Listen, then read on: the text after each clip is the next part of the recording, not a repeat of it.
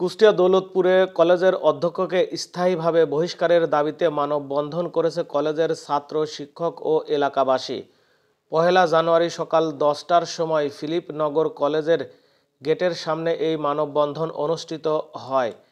মানববন্ধনে অংশগ্রহণকারীরা বলেন, স্বেচ্ছায় পদত্যাগকৃত বৈষম্যবিরোধী ছাত্র জনতার উপর হামলাকারীদের পৃষ্ঠপোষক ও পলাতক সাবেক অধ্যক্ষ মান্নানের স্থায়ী বহিষ্কারের দাবি জানাচ্ছি।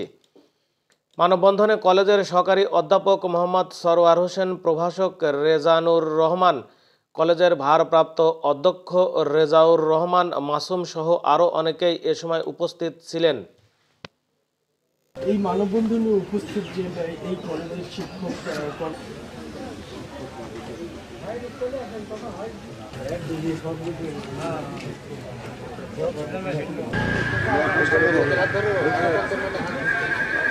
আব্দুল মান্নান, ইনি কিন্তু এই বৈষম্য বিরোধী ছাত্র আন্দোলনের পৃষ্ঠপোষক, মদতদাতা, অর্থ যোগানদারী এবং এলাকাবাসীর হাতে বিভিন্ন সময় বিভিন্নভাবে লাঞ্ছিত হয়েছে।